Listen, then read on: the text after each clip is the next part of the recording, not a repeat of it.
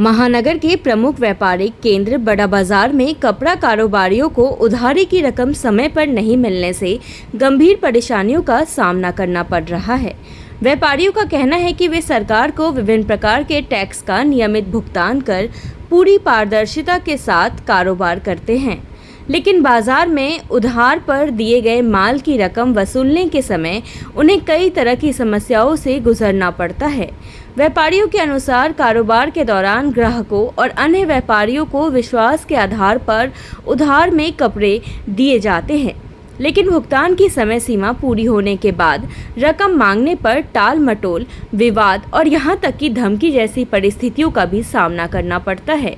उनका कहना है कि बकाया रकम की वसूली के लिए कानूनी रास्ता अपनाने में भी काफी समय और पैसा खर्च होता है, जिसके कारण छोटे और मध्यम व्यापारियों के लिए अपनी मेहनत की कमाई वापस पाना मुश्किल हो जाता है। कोलकाता के बड़ा बाजार में कई वर्षों से व्यापार कर रही श्री भवानी ट्रेडिंग कंपनी के प्रमुख तथा आर्ची साड़ी के विक्रेता रमेश कुमार अग्रवाल ने सरकार से उधारी की रकम की समयबद्ध वसूली के लिए सख्त कानून बनाने की मांग की है।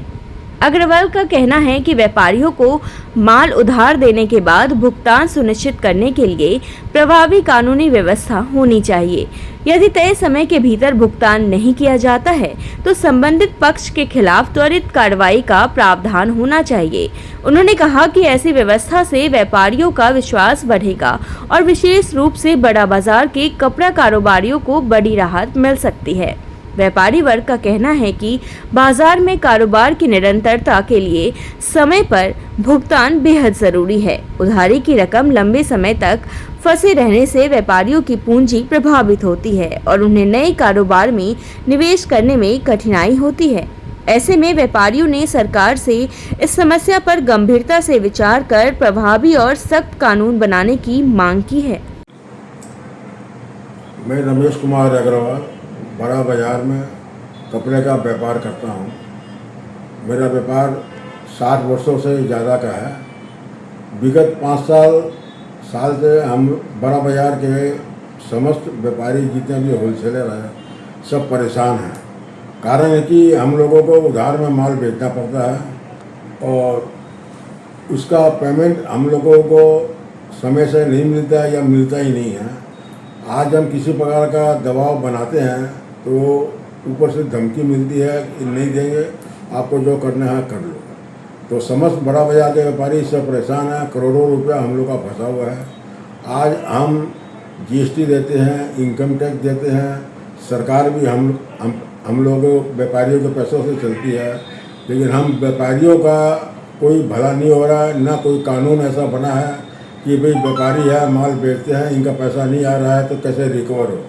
आज हम कोर्ट में जाते हैं, केस करते हैं। 5-7 साल से हम लोग का केस चल रहा है, कोई सुनवाई नहीं होती है। खाली डेट पर डेट चले जाओ, वहाँ वकील को पैसा दो और चले आओ, कोई भी सॉल्व पोजीशन नहीं है। तो मेरी गुजारिश है कि सब भाई मिलकर इसको आगे बढ़ाएं और सरकार पर दबाव बनाएं कि हम जो व्यापार कर रहे हैं यहाँ, हमें इसकी सिक्योरिटी क्या है। हम जब सब कुछ कर रहे हैं, आज हम एक दिन का भी इनकम टैक्स नहीं देते हैं, हमारे ऊपर ब्याज चालू हो जाता है।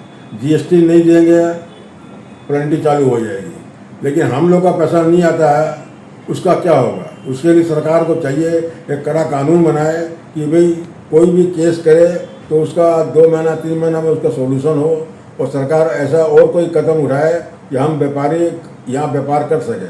धीरे धीरे कलकत्ता का व्यापार जो है ख़त्म हो रहा है और लोग दूसरी मंडियों में जाना शुरू कर दिए हैं। इस तरह अगर यही हाल रहा तो यहाँ का व्यापार ख़त्म हो जाएगा।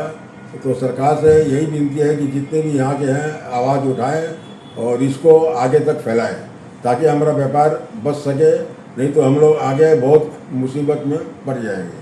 अभी सरकार बदली हुई है, देखते आगे में क्या होता है, लेकिन मेरा विचार है कि ये ऊपर तक जाए, मोदी जी, सीतारमण जी इनके पास जाए और इस समस्या का कुछ समाधान करे।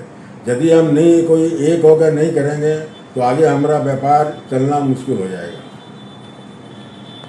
ऐसी ही ताज़ा और भरोसेमंद खबरों के लिए जुड़े रहिए स्पष्टता न्यूज़ के साथ। देश दुनिया की हर बड़ी अपडेट सबसे पहले पाने के लिए हमारे चैनल को लाइक, शेयर और सब्सक्राइब करना ना भूलें।